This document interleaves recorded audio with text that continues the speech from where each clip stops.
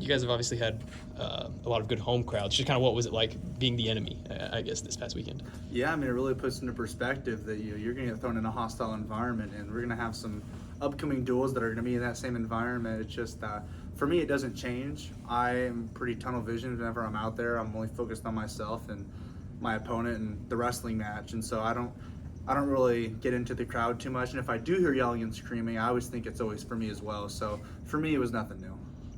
Obviously, senior day sort of comes fast, especially it feels like you just got here. Just kind of what's it going to be like stepping out on the mat with it being your last time at Yeah, JA? it feels like it was just yesterday when I first got here, and now it's like, wow, time since August, time has flown by. But time flies when you're having fun. That just shows that it's a fun time wrestling here. We're competing well, and we're getting better at wrestling. We're having fun along the way. It's gonna be I don't know. It's kind of gonna be sad. I feel like this went by. I definitely enjoyed the experience wrestling here at Oklahoma State for 1 year.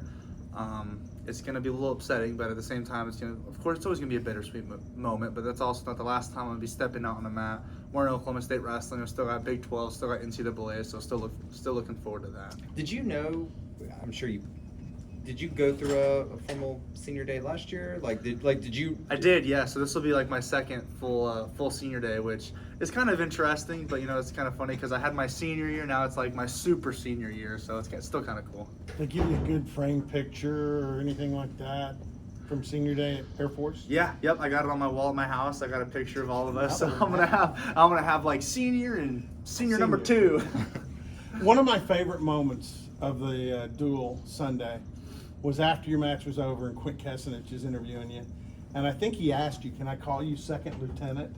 I thought that was pretty cool. And you responded, you sure can. I mean, yeah, it was exciting. It really just, I kind of had in my brain, I was kind of thinking back like, wow, this is pretty sweet, because whenever I've been wrestling and stepping out on the mat, it's like, I'm looking forward to that day of getting commissioned, because that's the biggest goal over than everything. And now it's like, man, that feels awesome.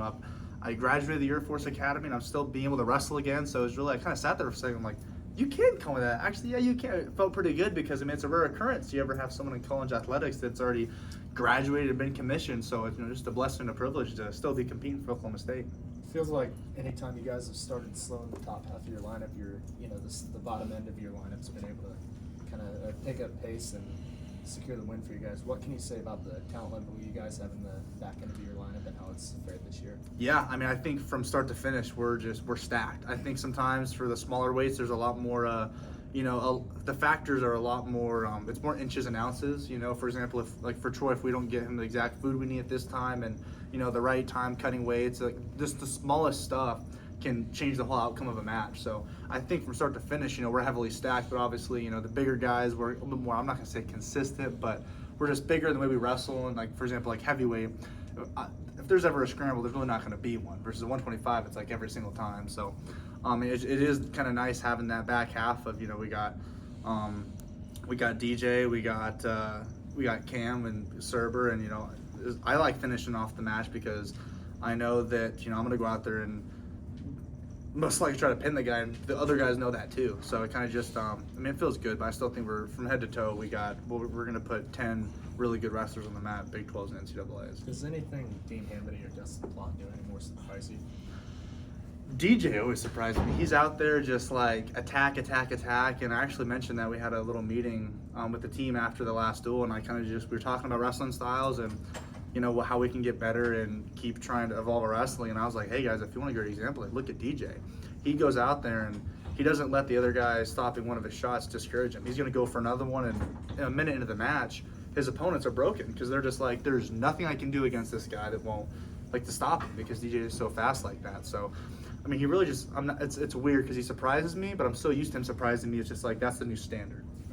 It really, felt like this weekend for the first time you guys were tested over the weekend. What do you think about the way you guys were able to overcome that adversity and come out on top? I think it's definitely best to feel that now versus, at the NCAA tournament, because you learn from every single experience. It's good to learn from, it's okay to learn from losses, but also you can learn a lot from wins too. So having some of those matches that test you a little bit more and take you the distance, they're good because we want to have those experiences now so we can learn from them, and because we don't want to peak right now. We don't want to be wrestling our best right now. We want to wrestle the best when we step on the mat at the NCAAs. It's called the Elite Athletes Program, right?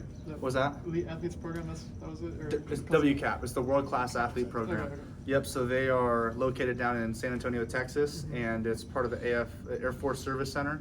So that's what I'm attached to. They're the people that allowed me to continue training here at Oklahoma State in college while still ultimately having the goal of being a 2028 Olympian. Yeah, I was just about to ask if it was gonna work the same way.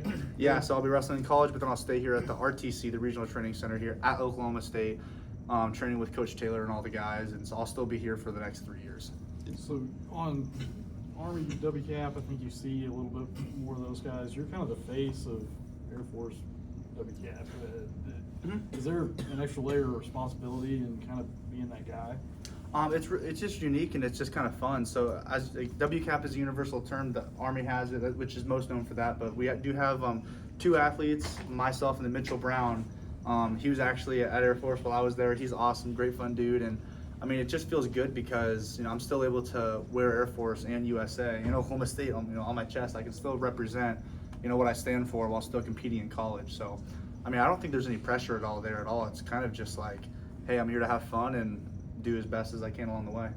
Do you feel being a little bit away from a base, and like Robert was saying, you were called a second lieutenant, and you're probably not called that every day here, maintaining your custom and courtesies, all your like stuff you've trained to learn at the Air Force Academy, do you keep a pretty good hold on that, even though you're a little bit separate from that here? Yeah, it's kind of funny sometimes because I'm just used to the regular habits of yes ma'am, no ma'am, yes sir, no sir, and it's just kind of what I do. And whenever I've been in that environment, I've worn a uniform to school every single day for the past 5 years, so that's just kind of the standard for me. So it's kind of like whenever I do have those, because I still have emails and stuff I gotta do sometimes, and I'm like using yes sir copy, this, and then it's like I gotta remember when I communicate with Oklahoma State stuff, I don't have to have that big military up front. I get to be a little bit of a normal college student for a little bit. Did it take any time to get used to not like having to walk around in the uniform when you got here? It was a little different. I mean, I was just, what I've been used to. It obviously changed, but I mean, it was weird because the first day of school happened and I'm like, I gotta figure out what I'm gonna wear, like shoes. I gotta have style now. So it's kind of difficult. I was like, it's so nice because you wake up and you're like, oh, I know what I'm wearing today. Get it on in 2 seconds, ready to go. So I was overthinking it. Cameron's got some style. So I was like, Cam, does this look okay? it was funny, but it wasn't terrible. You still keep a Foot Locker? I have all my stuff in my box, yeah. So every once in a while, if I got to do something, I got to run down to my service space and tinker. I'll throw my boots on through the uniform, and it's kind of cool. So I have everything in the box, and I got my uniform hanging up, with my little lieutenant bar. So whenever I'm going through my clothes, sometimes I'm just it just feels nice. What did the first day fit look like? Let's see. I wore jeans. I wore some Air Force Ones for shoes because they were more style shoes, and then I think I had a nice shirt, but then I just put on a t-shirt. Not hey, I'm not super fancy, but also more than a t-shirt. It's a fancy t-shirt, So What have you appreciated most about your experience wrestling at LSU so far? It's a great group of guys. It's a lot of fun when you can go out there and train, and you're working your absolute butt off, giving 110% up there, and you sit down on the wall exhausted. You look next to it, and you got the whole team doing the same thing. So just being in that environment, you have to have a good training environment like that to continue elevating your wrestling career.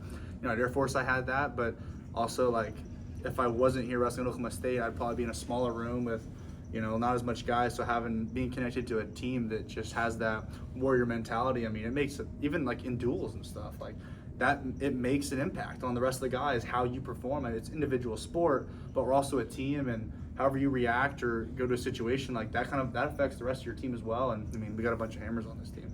Is there, obviously you'll still be around, you still have big goals in wrestling, but is there anything that you're kind of dreading about the end of the year? I'm gonna miss this so much. I think just the active competitions. I talked to Dayton Fix about this. I was like, hey man, how does it feel? Because you go from competitions every single week, for 4 or 5 months to maybe a couple competitions a year. So I think it's just I think it's exciting. I think at one point I'm like, man, it kind of sucks to compete all the time, but at the same time, it's hey, I've been there, I've done that, and I get to move on in life and spend more time with, my girlfriend will be moving up here, and get to start about starting a family and just stuff, exciting stuff. Not yet. But you get to kind of not start life, but begin more of your adult life outside of wrestling, because I mean, wrestling's awesome, but I'm not gonna be doing this for the next 60 years. I mean, I don't think so as a coach. So it's kind of excited just to get the foot in the door to start my life. Did you need to get that not yet in case your girlfriend's watching this later? Just to, well, I mean, she's like, come on. I'm just, no, I do want to have a mini me running around, but it's gonna be 4, 5, 6 years before that happens. You don't think you'd be, I think you'd be a hell of a coach. I think it'd be fun. Just for my Air Force career, the way it's lining up, I think there might be a possibility for me to be a coach, but I mean, that'd be at least 10 years down the road. I'm still very excited to start my career as an acquisitions officer and Right. whatever I decide to do in the Air Force. But I think as far as wrestling as an athlete, that'll most likely for sure be over after these 4 years. But I mean, if I get out and I get a sweet opportunity, I mean, I might lace the shoes up and come coach again.